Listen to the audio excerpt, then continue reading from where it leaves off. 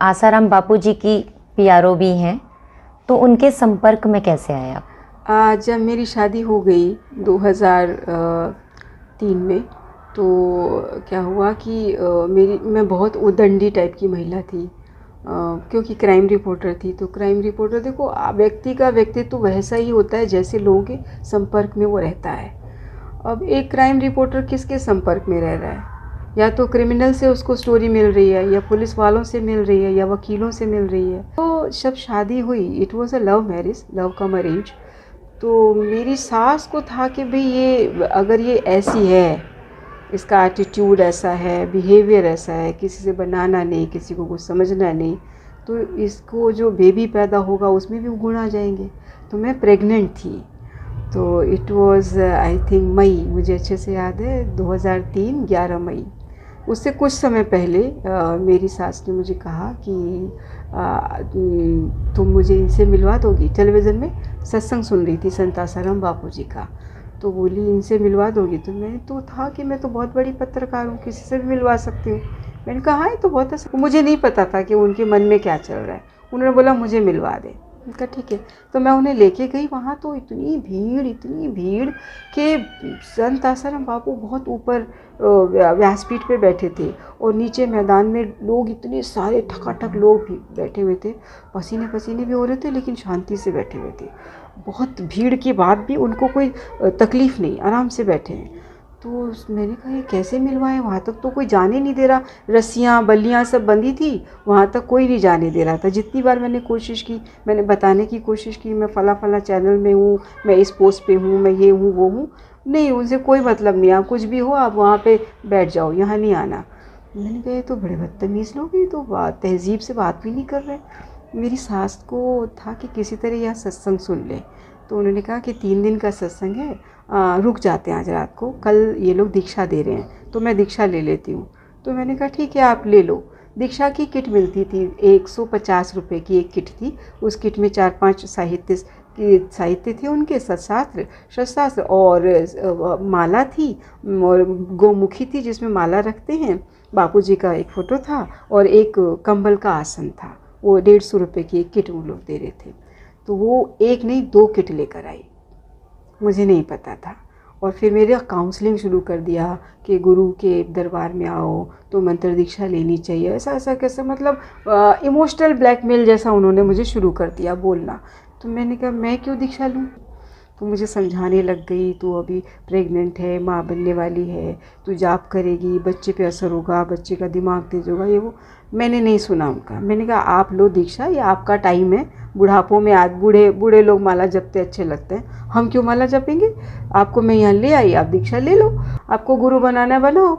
तो मैंने कहा मैं नहीं बनाऊंगी, आप चलो। तो बोली कि फिर मुझे इमोशनल ब्लैकमेल शुरू कर दिया। मैं तो कोई पैसे नहीं मंगदी, कोई गहने नहीं मंगदी, सोना चांदी तो नहीं मंगदी, मैं कोई ए नहीं कहती मैनू कपड़ा ला के दो, मैनू पैसे दो, मैनू कुछ, मैं तो थोड़ा जा मान मेरी गल दा रख दो तुसी, मतलब मेरी बात का सम्मान कर लो, तो वो मैनू चाहिए, और तो कुछ नहीं। मैं इस बुढ़ापे च मैं की मंगना तुहाडे तो। मुझे लगा यार बोल तो सही रही हैं, एक बात ही तो बोल रही हैं कि दीक्षा ले ले।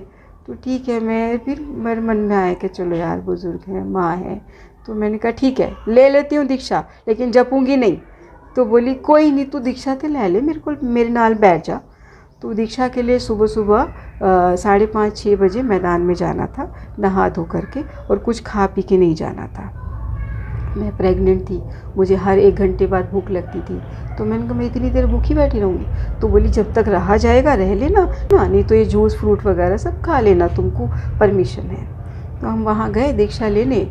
तो दीक्षा उन्होंने भी लिया सबको, मतलब बापूजी एक ही मंत्र सबको नहीं देते, बापूजी ने उस समय 8 मंत्र बोले थे। तो मैंने उस समय मंत्र दीक्षा ले ली, और बापूजी ने वादा लिया था कि आप लोग आज से इस मंत्र की 10 माला जपोगे रोज़, चाहे जब भी जपो, लेकिन 10 माला रोज़ आपको जपनी है।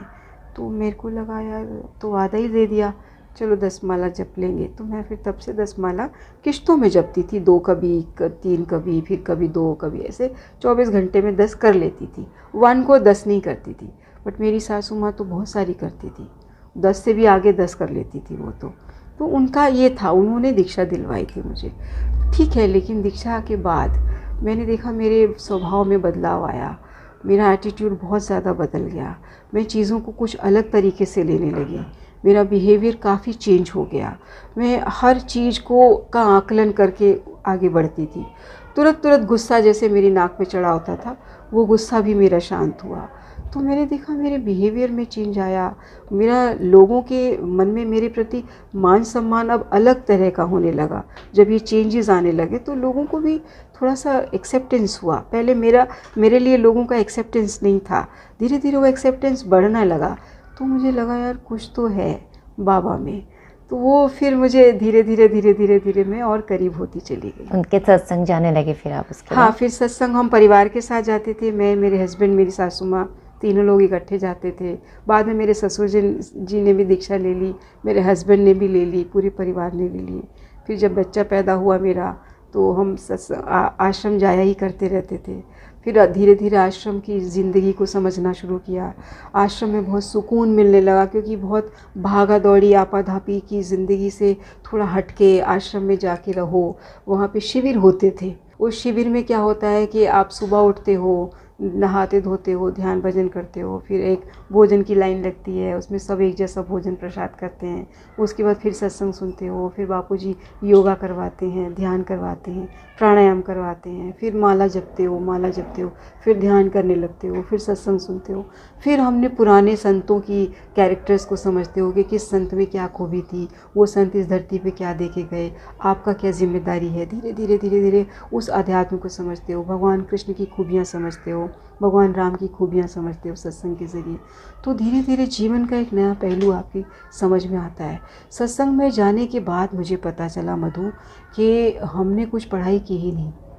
मैंने बीएससी मेडिकल कर लिया, मैंने एमए इंग्लिश कर लिया, मैंने एमए जर्नलिज्म कर लिया, अब मैं पीएचडी करने जा रही हूँ, लेकिन मुझे लगा मैं तो अनपढ़ हूँ। जब आप सत्संग की दुनिया में बैठे और जब आपने देखा, क्योंकि बापू ने जब वेदों की चर्चा की, वेदों की जानकारी देनी शुरू करी, तो मैंने कहा यार हमें तो कुछ भी नहीं आता। तब मुझे दुख हुआ, मैंने कहा हमारी एजुकेशन पॉलिसी तो बहुत ख़राब है, हम लोग को बताया ही नहीं जाता। आप हम फॉरेनर्स की अगर बात करें, विदेशों की, तो वहाँ पे बाइबल पढ़ाई जाती है। करेक्ट। और हमारे यहाँ पर जो वेद हैं, जिसकी पूरी दुनिया में मान्यता है, हम लोगों को कुछ भी नहीं, 4 वेद में से एक क्या, आधा भी वेद नहीं पढ़ा जाता। सारा ज्ञान वेदों से निकला है।